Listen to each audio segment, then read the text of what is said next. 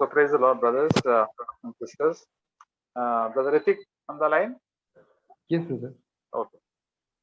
So, as we hear in our meetings, we say that the most important part of the week is not in the meeting, but after what happens in the meeting, after the meeting.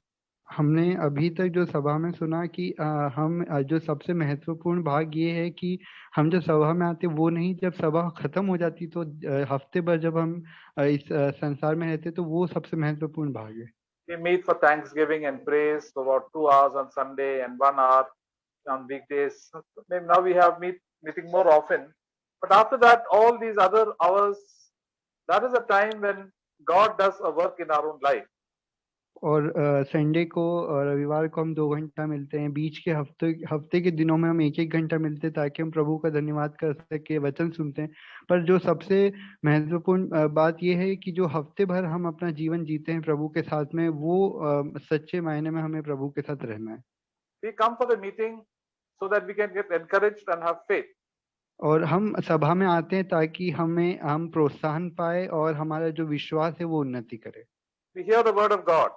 ताकि हम परमेश्वर के वचन को सुने. Because God is present in our midst, Jesus is present in our midst, the Holy Spirit is there to encourage us with the word of God. और जो परमेश्वर है, प्रभु का आत्मा हमारे बीच में, यीशु मसीह हमारे बीच में, पवित्र आत्मा हमारे बीच में, वो हमें प्रोत्साहन देते हैं वचन के द्वारा. And we sing very lovely songs, good songs. और हम बहुत ही सुंदर गीतों को भी गाते हैं. Why are we singing these songs and hearing the word of God? और हम क्यों इन गीतों गाते हैं और परमेश्वर के वचन को सुनते हैं? So that these songs and this word of God will help us when the time when we face difficulties and problems throughout the day. और ये जो हम गीतों को गाते हैं, परमेश्वर के वचन को जो हम सुनते हैं, वो हमारी मदद करते हैं. दिन भर हम जितनी भी प्रलोभन और जितनी भी परीक्षाओं से गुजरते हैं, वो उस समय हमारी मदद के लिए होता है. So it is good to sing these songs and to hear the word of God. और ये बहुत अच्छा है कि हम इन गीतों को गाएं और परमेश्वर के वचन को सुनें. And we hear the word of God also while we read the word of God every day, and we listen to messages and also read good books. और हम परमेश्वर के वचन को हफ्ते भर सुन सकते हैं, हम वचन सुन सकते हैं. हम जब खुद बाइबल पढ़ते हैं, हम उससे परमेश्वर की आवाज को सुन सकते हैं. अच्छे जो सरमन है उनको सुन सकते हैं और अच्छी किताबों को भी हम पढ़ सकते हैं. But the change starts taking place when we start practicing it in our day-to-day situations of life. पर परिवर्तन जब होगा जब हम जो सुनते हैं उनको जब हम अपने व्यक्तिगत जीवन में, हम रोजमर्रा के जीवन में उनको लागू करेंगे उन बातों को, तो हमारे अंदर परिवर्तन होगा. That is why God gives us lots of problems, allows so many problems to come across our life. और इसलिए परमेश्वर बहुत सारे परीक्षाओं को, प्रलोभनों को हमारे जीवन के अंदर लेकर आते हैं. You can say, as we say in school and college, there are theory and practicals. और हम इसे इस तरीके से बोल सकते हैं कि जैसे हम कॉलेज के अंदर पढ़ाई करते हैं तो वहाँ पर 2 प्रकार होता है. थ्योरी, हम जब थ्योरी पढ़ते हैं, और हम प्रैक्टिकल जब उन चीजों को खुद करते हैं. So once we start learning that practically in our own life how to behave, that is the time when we learn to grow and become like Jesus Christ. और जब हम ये सीख जाएंगे कि जो हमने सुना है, जो हमने पढ़ा है, उसको हम अपने जीवन में लागू करें, तो वही उसी दिन उसी समय से हम यीशु मसीह के समान बनना हम शुरू कर देंगे. That is why we get different problems that come across our life. God allows so many problems to come. और इसीलिए परमेश्वर बहुत सारी जो परीक्षाएं हैं उनको अनुमति देते हैं कि वो हमारे जीवन के अंदर आए. In the book of James chapter 1 verse 2, हम जेम्स ब्रदर यहूदा ना, याकूब की किताब, उसका पहला अध्याय निकालेंगे, दूसरा verse 2. दूसरा वचन. It says, "Consider it all joy, my brethren, when you encounter various trials, knowing that the testing of your faith produces endurance." और हे मेरे भाइयों, जब तुम नाना प्रकार की परीक्षाओं में पड़ो तो इसको पूरे आनंद की बात समझो. And verse 3 also. यह जानकर कि तुम्हारे विश्वास के परखे जाने से धीरज उत्पन्न होता है. So here we are told that we have to consider it joy. और इस वचन में हमें कहा गया है कि ये जितनी भी परीक्षाएं, हमें इनको आनंद समझना है. We normally don't like these trials, but we have to, because by faith we have to say, yes, God is doing a good work in my life, and God is, something good is going to happen through this. That's why I will rejoice. और हमें विश्वास के साथ में आनंदित होना है और हमें कहना है, हमें भले ही ये परीक्षाएं पसंद नहीं है पर विश्वास के साथ बोलना है कि ये जितनी परीक्षाएं हो रही इससे परमेश्वर मेरे जीवन में कुछ अद्भुत ही करेंगे। If we don't have faith in God, we will grumble and complain that this problem has come, and we'll say, let the problem go as quickly as possible. और अगर हमारा विश्वास परमेश्वर में नहीं है तो हम कुड़कुड़ाने लग जाएंगे और बोलने लग जाएंगे कि क्या कैसी परीक्षाएं मेरे जीवन में आ गई, ये जितनी जल्दी हो सके उतनी जल्दी चले जानी चाहिए। I was so comfortable, and then suddenly this problem has come and disturbed me so much. और मैं बहुत आराम से रह रहा था पर एकदम से ये सारी परेशानियां आ गई तो मैं बहुत परेशान होने लग गया। See, God always wants to test us और देखिए परमेश्वर हमेशा चाहते हैं कि वो हमें हमारी परीक्षा ले, because we wants to train us to become like Jesus. क्योंकि वो चाहते हैं कि हम यीशु मसीह के समान बने। The book of Matthew chapter 10 verse 24. और मत्ती किताब उसका 10वां अध्याय निकालेंगे और 24वां वचन। Wait, 20. Yeah, correct. Well, 24. 24. 24वां अध्याय। A disciple is not above his teacher, nor a slave above his master. It is enough for the disciple that he becomes as his teacher and the slave as his master. If they have called the head of the house Beelzebul, how much more will the members of his own household? Brother chapter 10. 10 हाँ मत्ती 10 उसका 24वां अध्याय निकालेंगे। चेला अपने गुरु से बड़ा नहीं और न ही दास अपने स्वामी से। चेले का गुरु के और दास का स्वामी के बराबर होना ही बहुत है। जब उन्होंने घर के स्वामी को शैतान कहा तो उसके घर वालों को क्यों ना कहेंगे। So the Lord wants us to be disciples or to be trainees. We are all trainees.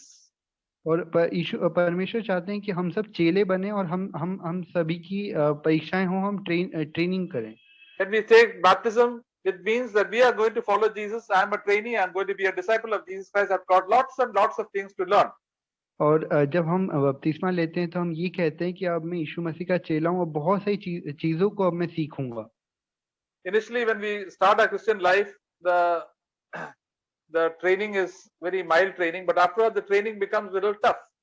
और जब हम शुरुआत में प्रभु के चेले बनते हैं तो शुरुआती जीवन में वो जो परीक्षाएं होती वो हल्की होती है, पर बाद में वो जो परीक्षा होती है वो बहुत कठिन होने लग जाती, भारी हो जाती है। Just like a child when they go to KG class in first standard, they've got a lot of free time. Most of the time they are playing, singing, walking here and there, not much homework.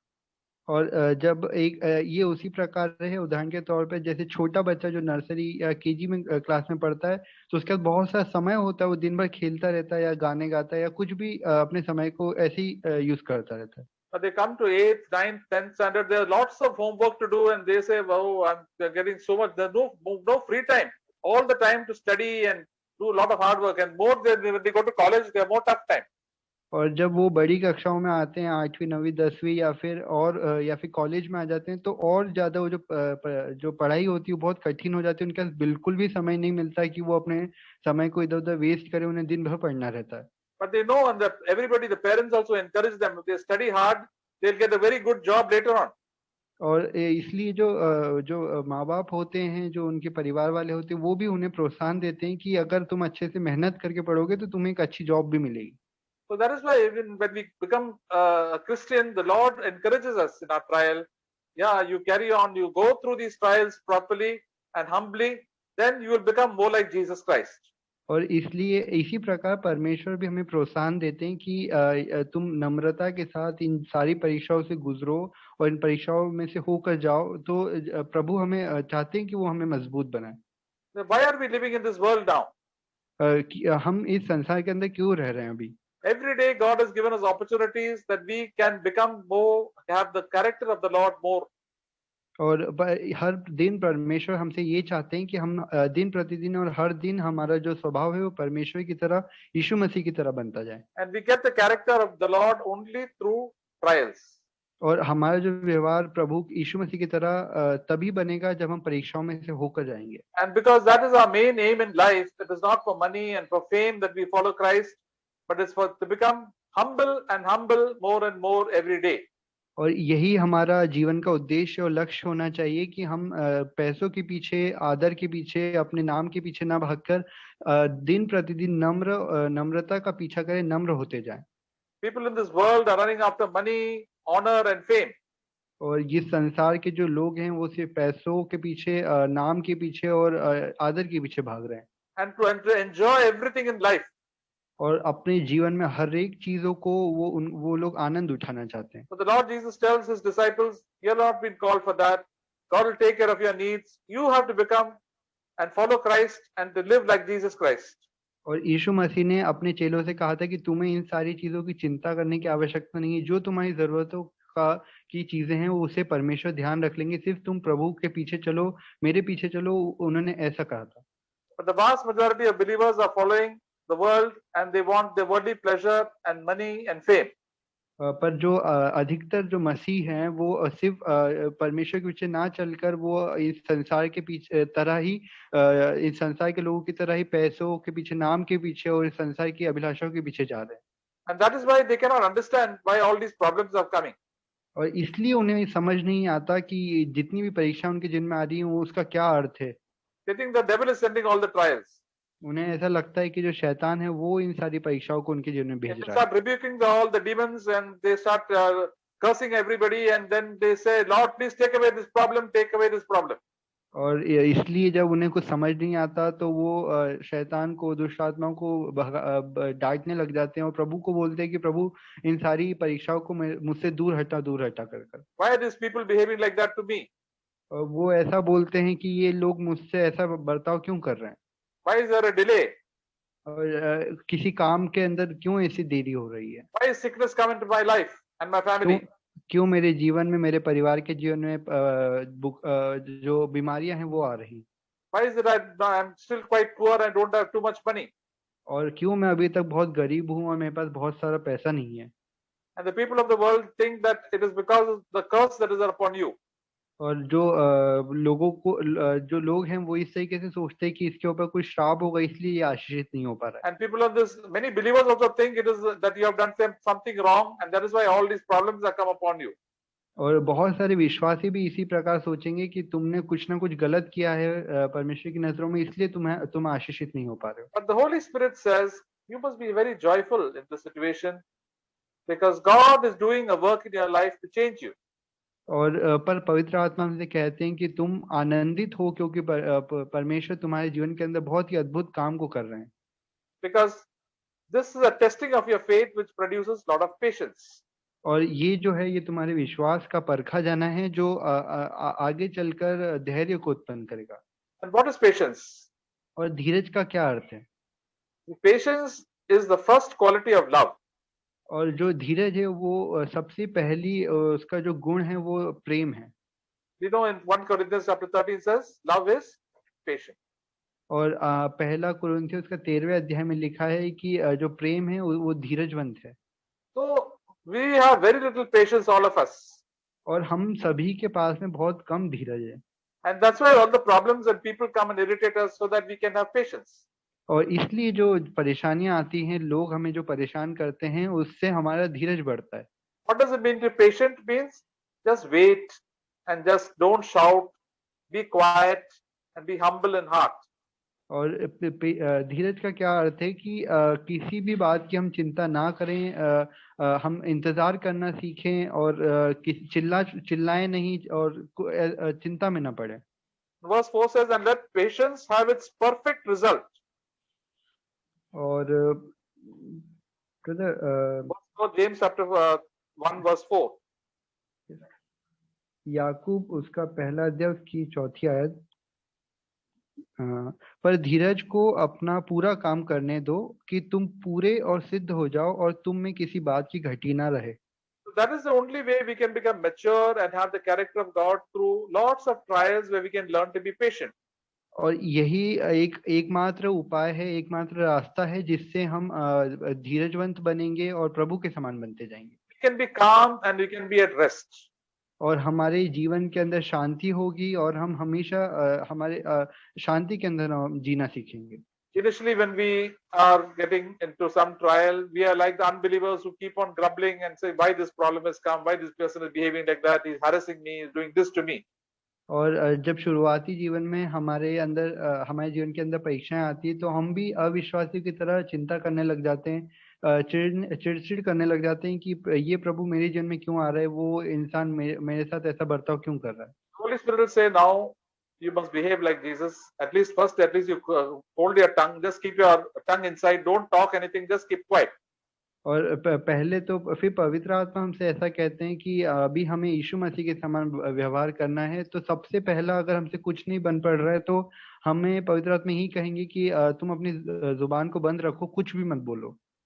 Okay, heart also may be angry, may get irritated, but at least you not opened your mouth and started grumbling or murmuring or shouting.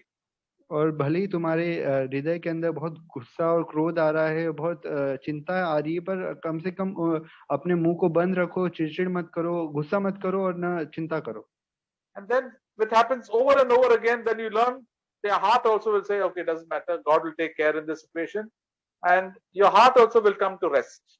और जब ऐसा बार बार होगा हमारे जीवन के अंदर, तो हमारा जो हृदय है वो भी शांति में रहना सीख जाएगा।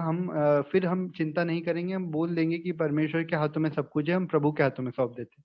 Verse 2 says that you will face various types of trials. और वचन कहता है कि हम बहुत सारी अलग अलग प्रकार की परीक्षाओं में पड़ेंगे। So that in these trials, these things, you can be polished of all the rough things and all the wrong things in our life, wrong reactions. So we have godly reactions. और ये जब परीक्षाएं, अलग अलग प्रकार की परीक्षाएं हमारे जीवन में आएगी, तो जो भी खराब बातें हमारे जीवन में हैं, जो बुराइयां हैं, जो गंदगी है, वो सब हमारे जीवन से साफ होगी। And then when we learn to be patient and be quiet, then God can speak to us. और फिर हम धीरज रखना शुरू कर देंगे, हम शांत रहेंगे, हमारे जीवन में शांति होगी और परमेश्वर हमसे बात करेंगे। People who shout and quarrel and fight are like mad people. और जो लोग चिल्ला चोट करते हैं, लड़ते हैं, झगड़ते हैं, वो एकदम पागलों की तरह ऐसा करते We हैं। were also like that. और हम भी वैसे ही हैं। In the book of Ecclesiastes, it says, anger dwells in the bosom of fools. और जो सपोपदेशक है, उसकी किताब में वचन लिखा है कि जो क्रोध है वो एक मूर्ख के हृदय के अंदर रहता है। It's a nice verse. I think we must see it. Ecclesiastes chapter 10.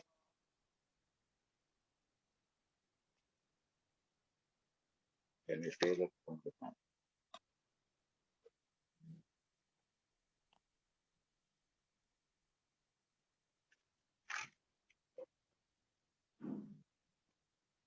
Do not be eager to be angry, for anger dwells in the bosom of fools. Now here, I think it is the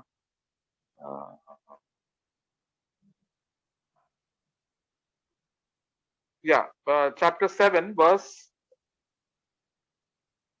7वां अध्याय 9. उसका 9वां वचन। Do not be eager in your heart to be angry, for anger resides in the bosom of fools. और अपने मन में उतावली से क्रोधित न हो, क्योंकि क्रोध मूर्खों ही के हृदय में रहता है। So even if in the heart we are angry, that means we are very foolish.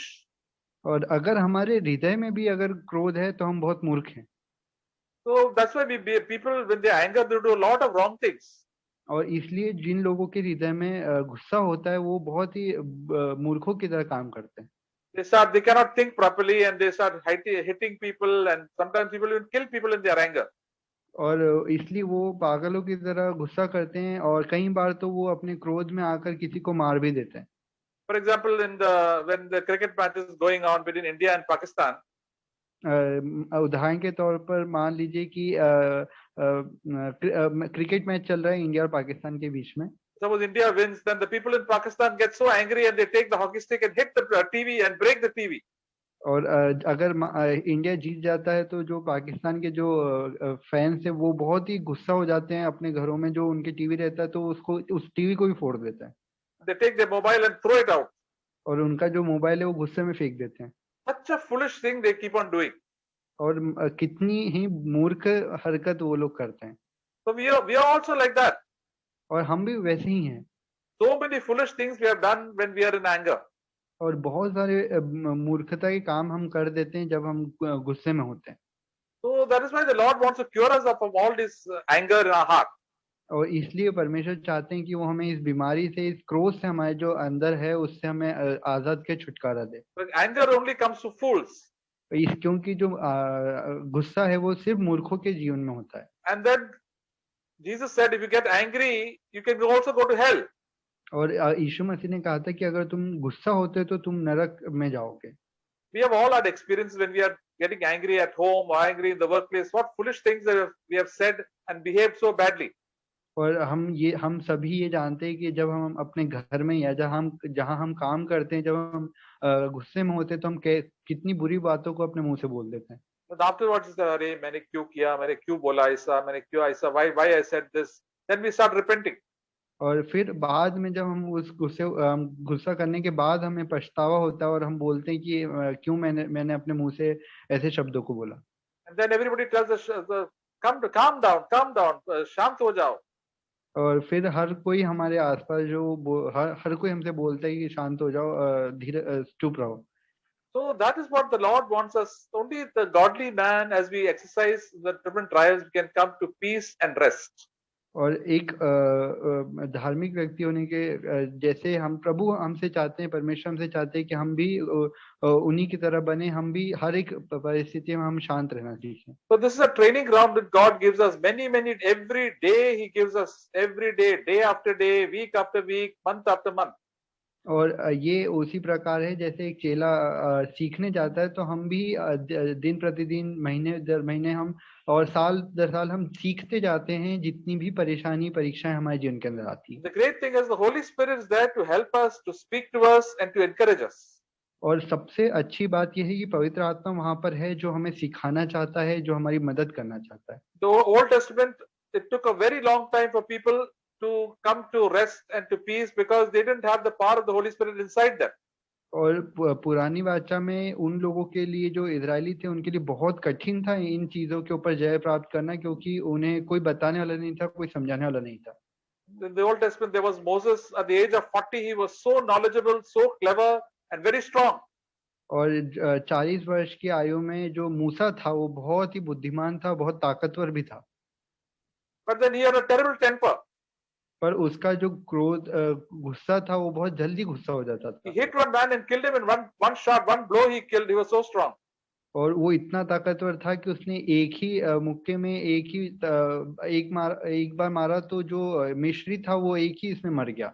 That is why God had to send him and for 40 years he had to stay in the desert and live with his father-in-law. और इसीलिए परमेश्वर ने उसे नम्र करने के लिए उसके जो ससुर थे उनके यहाँ पर रहने के लिए, उस जंगल में भटकने के लिए उसे 40 साल तक उसे छोड़ दिया। He was such an educated, strong man. He had lived in the desert looking after some dumb sheep. और वो इतना पढ़ा लिखा व्यक्ति था और वो जंगल में जो भेड़े हैं उनको चरा रहा था। Through that, the situation of 40 years, Moses became a very humble man. और जब 40 वर्ष तक उसे ऐसे ही रखा गया तो बाद में वो पूरे सबसे नम्र व्यक्ति बनकर वहां बाहर आया। So likewise, the Holy Spirit, now we have got the new covenant, the Holy Spirit, he can humble us through so many hardships and trials in our own life. और उसी प्रकार से जो पवित्र आत्मा है वो हमें हर दिन हमें हर परीक्षा में हमें नम्र करना सिखाता है। We can make us humble in heart, and humble people never get angry. और हम नम्र बन सकते हैं, हृदय से हमारे अंदर नम्रता हो सकती है और हम कभी भी गुस्सा नहीं करेंगे। Fool loses his temper, but a wise man will not lose his temper. जो मूर्ख होते हैं वो अपने क्रोध को बहुत जल्दी वो क्रोधित हो जाते हैं, पर जो समझदार व्यक्ति होता है वो कभी क्रोधित नहीं होता है। If somebody in your house or your office is shouting and fighting, at least you can remain calm.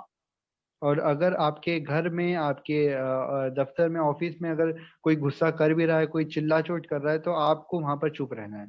Say, Lord, ask God for the Holy Spirit. Lord, you give me the Holy Spirit. I'm your child. Please train me and let me to think properly and give me your wisdom.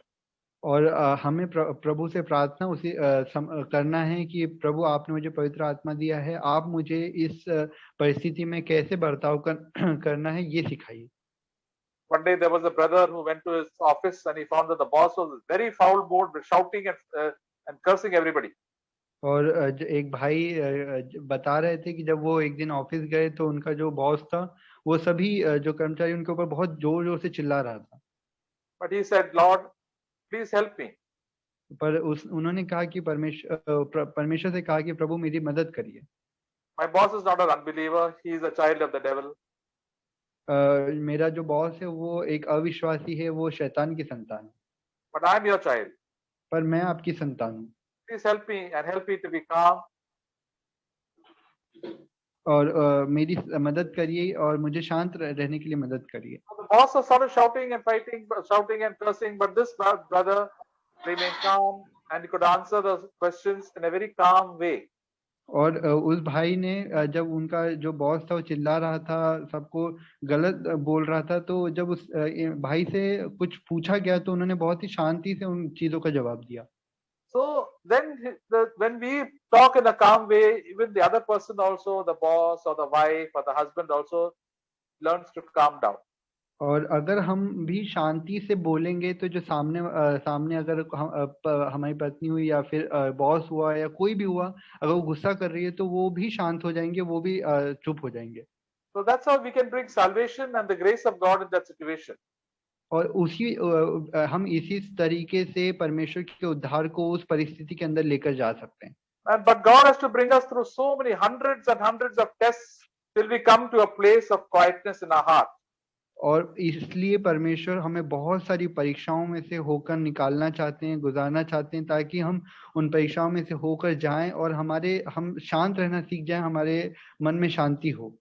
When we have no trials, we think that we know a lot of good songs, we can read the Bible, preach the Bible, do a lot of things.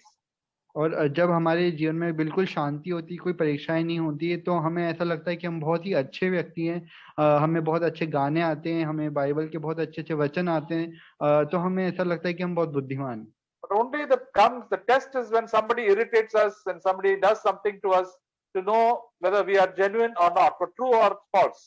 और परीक्षा हमें पता तब चलता है कि हम सच्ची तरीके से पवित्र बने हैं कि नहीं, जब कोई हमें चिढ़ाता है और कोई हमें क्रोध दिलाता है, तब हमारी परीक्षा होती है।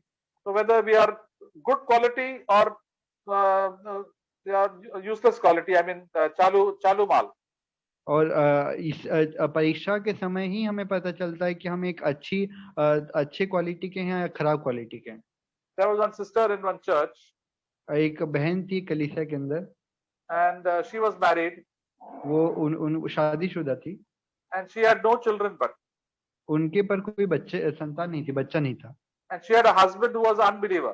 और उनका जो पति था वो एक अविश्वासी था। But his husband was very nice to her, and whatever she wanted, he used to give.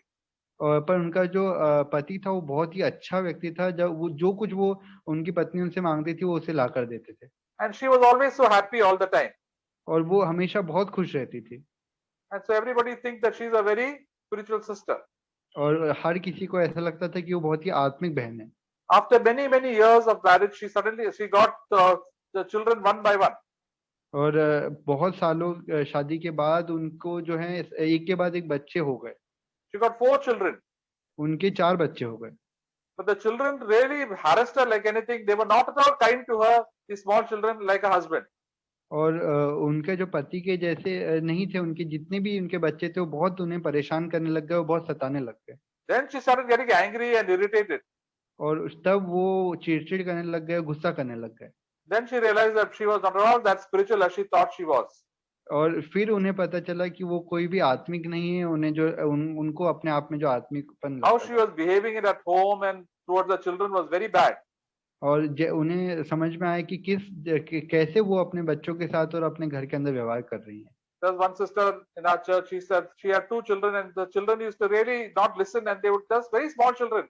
So she would feel that she should take both of their heads and bang them together. और हमारी कलीसिया में एक बहन है, उनके 2 छोटे बच्चे हैं, वो बहुत ज्यादा परेशान उन्हें करते, तो उन्हें ऐसा लगता है कि उनके सर फोड़ दें। And then she realized that how angry and how proud she was. और फिर उन्हें समझ में आया कि वो कितना ज्यादा गुस्सा करती हैं और कितना घमंड उनके अंदर भरा हुआ है। So all these trials and people who come across our way are there to help us to learn patience. और ये जितनी भी परीक्षाएं हमारे जीवन के अंदर आ रही हैं, ये हमें धीरज रखना सिखाएंगी। And patience is the most important quality of Jesus Christ. और जो धीरज है वो सबसे उत्तम जो गुण था यीशु मसीह का था। every time we get patient, we become spiritually rich. और जितनी बार हम हमारे अंदर धीरज आएगा, हम आत्मिक तौर पर अमीर होते जाएंगे। Suppose God would tell you now, if you remain patient in this situation, don't shout and remain calm, you will earn 1 lakh rupees for every trial.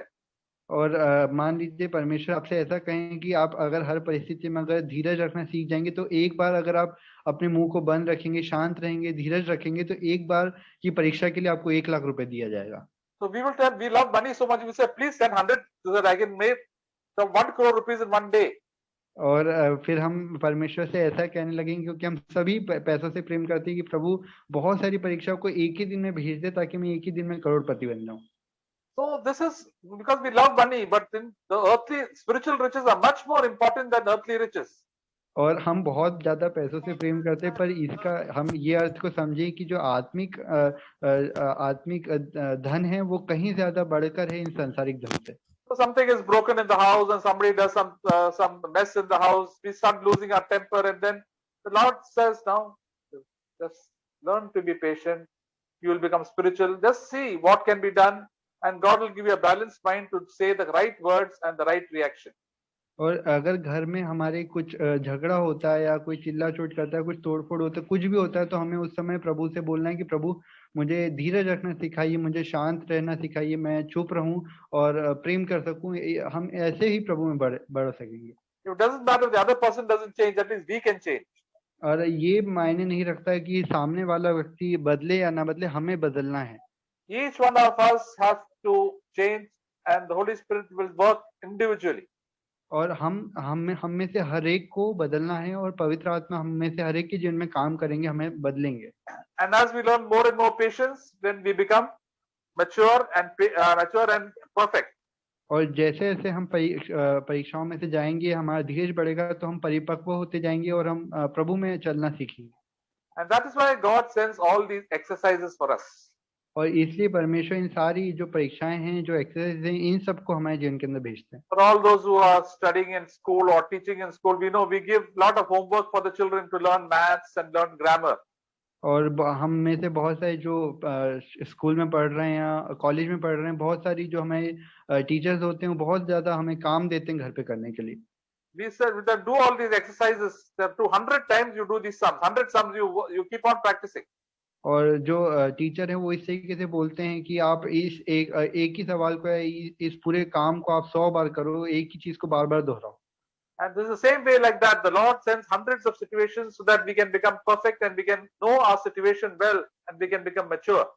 और इसलिए परमेश्वर बहुत सारी परीक्षाओं को हमारे जीवन के अंदर भेजते हैं, ताकि हमें अपनी स्थिति समझ में आए कि हम कहाँ पर हैं और हम परमेश्वर के अंदर बढ़ सकें। So this is the exercises God gives us.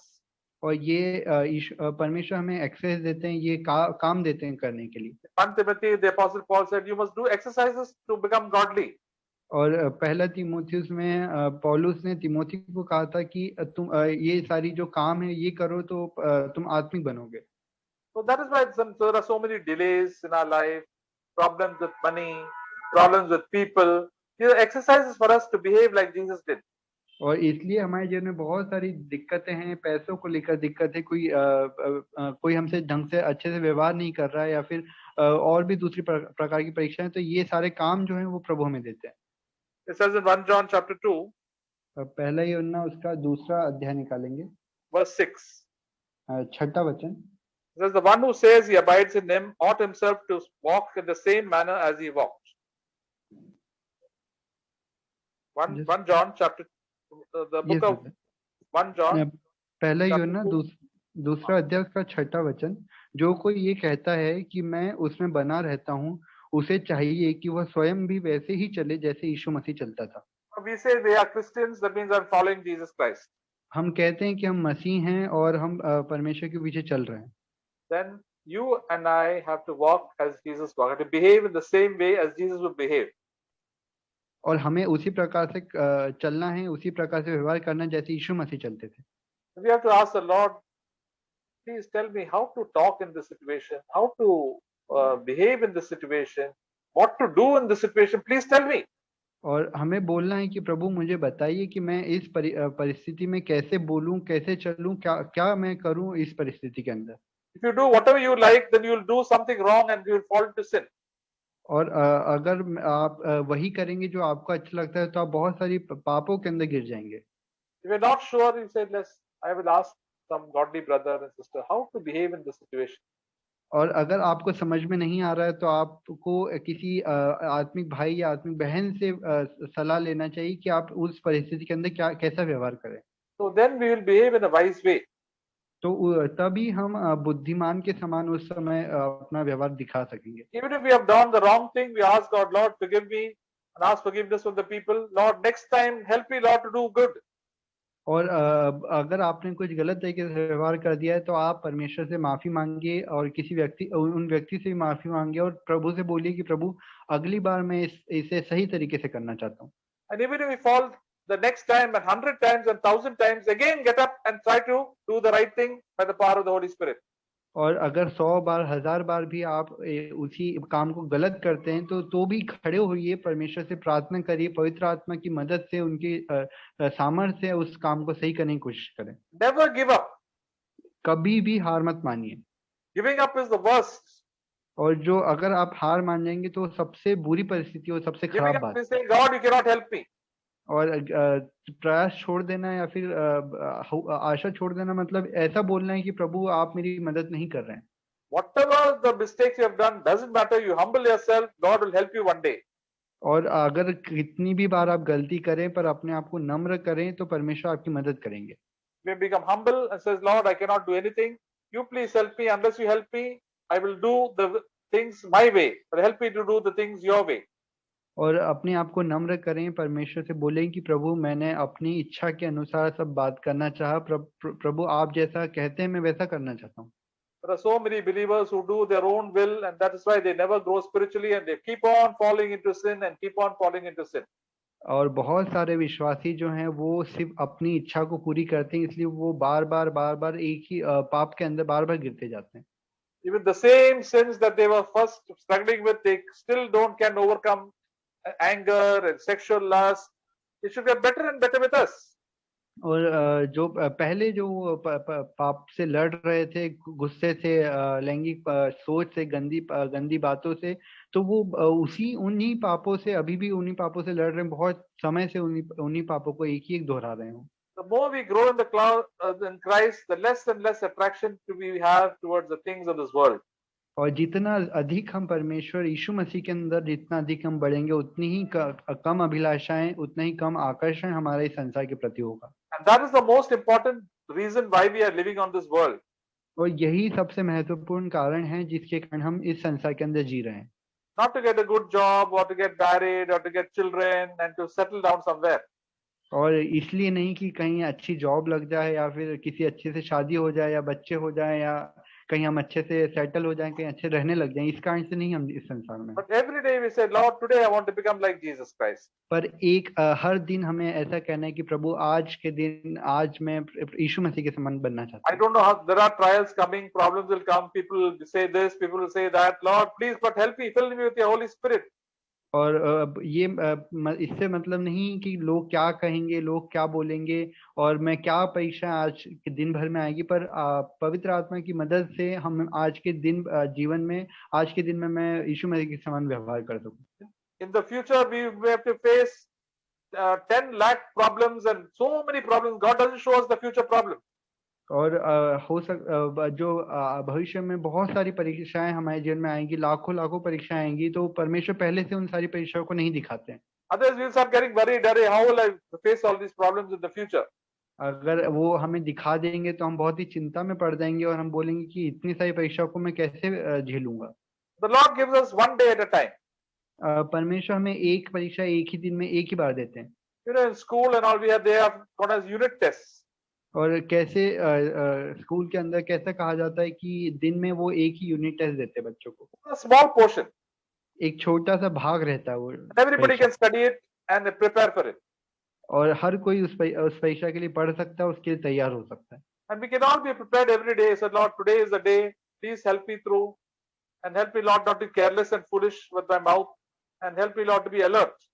और हमें कहना है कि प्रभु आज दिन भर में मैं कैसे मेरी मदद करिए कि मैं सावधान रहूं और कुछ भी अपने मुंह से कुछ भी ना बोल दूं, पर आपके समान व्यवहार कर सकूं। So every day as we practice it, as we do these practices, we find that no, all these love for money and love for sexual desires and all those strong desires become weaker and weaker.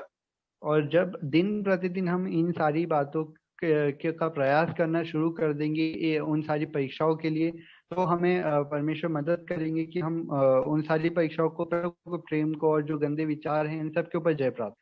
We stop telling lies completely. और हम जो झूठ है वो बिल्कुल बोलना बंद कर देंगे। And there's all these outbursts of anger which was there, and the irritation becomes less and less, and we become more peaceful.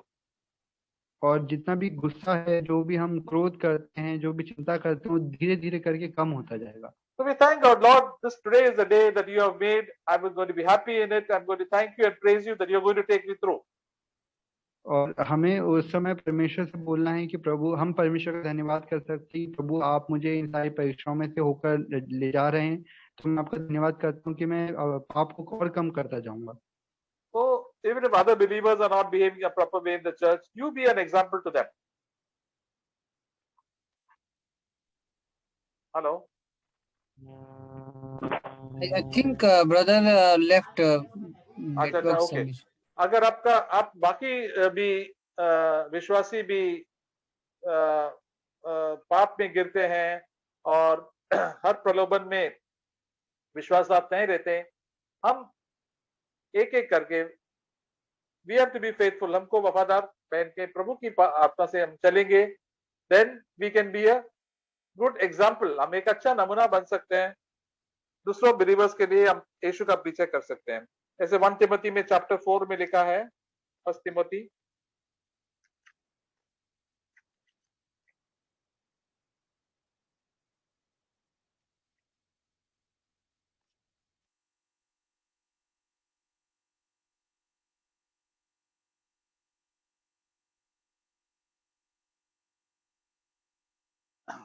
Chapter 4 verse 8, कोई पढ़ सकता है? 8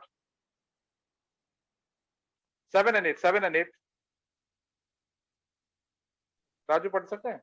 पर अशुद्ध और बुरियों की कहानी से अलग रहे और भक्ति के लिए अपना साधन कर, क्योंकि देह की साधना से कम लाभ होता है, पर भक्ति सब बातों के लिए लाभदायक है, क्योंकि इस समय के और आने वाले जीवन की भी प्रतिज्ञा इसी के लिए है। करेक्ट।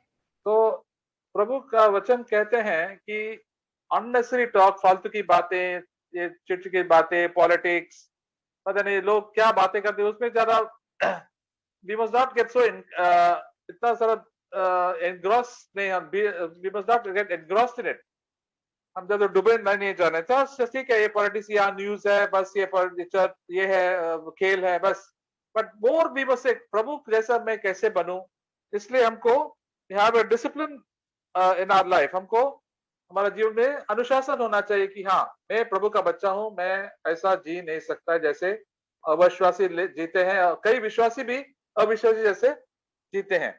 तो क्योंकि ऐसा करने से हमारा इस जीवन में हमको हमेशा खुशियां और आनंद जैसे हम जी सकते हैं और शांति में जी सकते हैं, और आने वाले जीवन में प्रभु के साथ हम प्रभु की करीब आएंगे। जैसे हम एक गाना गाया था, हम प्रभु के दिल के साथ हमको रहना चाहिए। We must be near to the heart of God. As Jesus was near to the heart of God, Apostle Paul, there are a lot of sisters and brothers वो इतना विश्वास देते थे, वो ऑलवेज वॉकिंग विद गॉड, प्रभु के साथ चलते थे। बाकी लोग क्या है, वो दुनियादारी में फंसे हुए हैं, वो बिल्कुल कोई अनुशासन नहीं रखते उनके जीवन में। तो इसलिए हमको verse 10 also we can read, 10वां वाक्य, फॉर दिस इज, क्योंकि हम परिश्रम बोलिए, क्योंकि हम परिश्रम और यत्न इसलिए करते हैं कि हमारी आशा उस जीवते परमेश्वर पर है, जो सब मनुष्यों का और नीच करके विश्वासियों का उद्धार करता है। इसलिए हमारा परिश्रम यही होता है, हम भी लड़ते हैं कि हमारा आशा प्रभु के ऊपर है, तो जीवन प्रभु से है, प्रभु हमारा उद्धार करने वाला है। He is the savior of all men, especially of believers. सब लोगों का उद्धार करने वाला है, स्पेशली विश्वासियों के लिए, आपको और हमको हमारा गुस्से से छुड़ाना है, हमारा बाकी आंख की आशाएं एंड शरीर की लालसाएं से, पैसे की लोभ से और बड़ा बनने का इच्छा से और प्राइड से, घमंड से वो हमको बचाने वाला है। इस अपोस्टल पॉल ने तिमोथी को बोला, कहा कि आप अच्छे विश्वासी है लेकिन आपको आगे बढ़ना चाहिए और ऐसे आपको भी शेयर करना चाहिए। कि कहते हैं कि देखो, आप वर्स 12 में लिखा है, let no one look down on youthfulness. आप आपका जवानी के बारे, आप जवान आदमी है लेकिन आप किसी आपको जवानी देख के आपको तुच्छ नहीं है कि आप क्या ज्यादा एक्सपीरियंस नहीं है। तिब्बती के पास इतना, वो कितना फेथफुल थे, वफादार थे कि वो कितना ज्यादा बढ़ गए थे, स्पिरिचुअल लाइफ में आगे बढ़े थे, तो कि वो एक नमूना बन गया बाकी बिलीवर्स के लिए, सीनियर लोगों को भी बन गया कि मेरे पास, मैं कभी झूठ नहीं बोलता है, मैं गुस्सा नहीं करता है, मैं प्रभु की वचन जानते हैं और एक अच्छा नमूना बन गया। अपोस्टल पॉल ने कहा आप दूसरों बिलीवर्स के लिए एक अच्छा नमूना बनना चाहिए। बाकी लोग, हम लोग कभी कभी क्या, लोग अविश्वासी के लिए नमूना बनना है, नहीं, हम विश्वासी लोगों के लिए एक अच्छा एग्जाम्पल और नमूना बनना चाहिए। इसलिए 16वां वचन, can we read 15 and 16? Yes brother. उन बातों को सोचता रह और इन्हीं में अपना ध्यान लगाए रह, ताकि तेरी उन्नति सब पर प्रकट हो, और अपने अपने उपदेश की चौकसी रख, इन बातों पर स्थिर रह, क्योंकि यदि ऐसा करता रहेगा तो तू अपने और अपने सुनने वालों के लिए भी उद्धार का कारण होगा। करेक्ट। हमको कठिनाई को झेलना पड़ता है, टेक पेन्स विद टीचिंग। तकलीफ में आता है, ठीक है प्रभु, ये कठिनाई, ये प्रॉब्लम्स है, मैं कभी छोड़ने वाला हूँ कि कभी ये प्रॉब्लम, ये परेशानी कभी खत्म होगा मेरा, ये डिले कभी खत्म होगा, ये पैसे की प्रॉब्लम कभी होगा नहीं। लॉर्ड प्रभु, मैं, आप मेरे जीवन में काम कर रहे हैं प्रभु, ये काम होने दो, मुझे पाप से छुटकारा चाहिए, मैं चिंता से दूर होना चाहिए, और मैं, आप मेरे जीवन में क्या बात कर रहे हैं, मेरे क्या क्या प्रॉब्लम है आप जानते हैं और हम जानते हैं। सबको एक एक प्रॉब्लम होता है हमारे जीवन में, वो प्रभु हमको सिखाता है, प्रभु इसके ऊपर आप जरा काम करो, इसमें आपको जल्दी जल्दी गुस्सा आता है, चिड़चिड़ जल्दी आती है, या आपको पैसे की लालच आती है, या कुछ सेक्सुअल उधर जाते हैं, तो आप वहां से दूर हो जाना, उस पर आप काम करो। जैसे आप काम करेंगे तो हमारा जीवन में उद्धार होगा, और हमारा जीवन में उद्धार होने के वजह हम हमारा जो सुनने वाले अपना कलीसिया में है, अपना परिवार में, उनको भी उद्धार का कारण बनेगा, कि हम लोग उसके लिए नमूना बनेंगे कि मेरे जीवन में प्रभु ने ये काम किया है, आप अगर मेरे जीवन में कर सकते हैं तो जरूर आपके जीवन में भी आप विजय हो सकता है। अब आपका गुस्सा तो निकल सकता है, पर चिंता भी निकल सकता है। कोई चिंता करने की जरूरत नहीं, क्योंकि प्रभु कहता है मैं कभी आपको छोड़ूंगा नहीं, कभी रुकाऊंगा नहीं। यीशु मसीह ने घड़ी घड़ी हमेशा बोलता है, प्रभु आप चिंता मत करो, मैं आप मेरा बच्चा हूं, you are my children, I am your son and the daughter of the living God. मैं आपका ख्याल रखता हूं जैसे मैं यीशु मसीह का ख्याल रखा है। कोई टेंशन लेने का जरूरत नहीं। जैसे पहले हमारे जीवन में इतना टेंशन आते थे, खुद हमेशा छोटी भी चीज आते, चिंता, प्रभु के ऊपर में सब डाल दीजिए, निर्भर हो जाना, तो शांति आ जाएंगी हमारे जीवन में। तो प्रभु, लोग बोले यार शांति कैसे है इसमें, या प्रभु हमें संभालता है।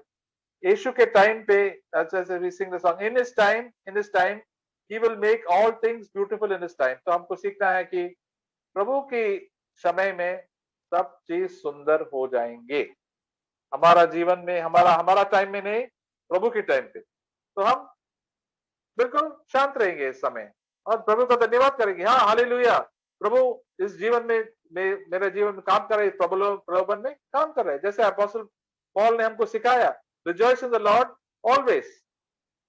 क्यों कहा कि उन्होंने क्या, हमेशा प्रभु में आनंदित होना। क्यों उन्होंने फिलिपिन प्रिजन में उनको झेला था, उनको मार पीट करके जेल में डाल के, और 12 बजे उठ के उन्होंने प्रभु का धन्यवाद दिया। तो क्या, हाँ, प्रभु जरूर काम करने वाला है। तो हम लोग जब प्रभु का धन्यवाद करेंगे तभी प्रभु एक चमत्कार करने वाला हमारे जीवन में। तभी तो जेल तोड़ गया, भूकंप आए, और उसके बाद क्या हुआ, एक चर्च भी वो जेलर भी का भी उद्धार हुआ और एक चर्च बन गया उधर। तो हमारे जीवन में हम प्रभु का शांति रखेंगे, उस शांति के बाद क्या होगा, हम प्रभु का धन्यवाद करेंगे।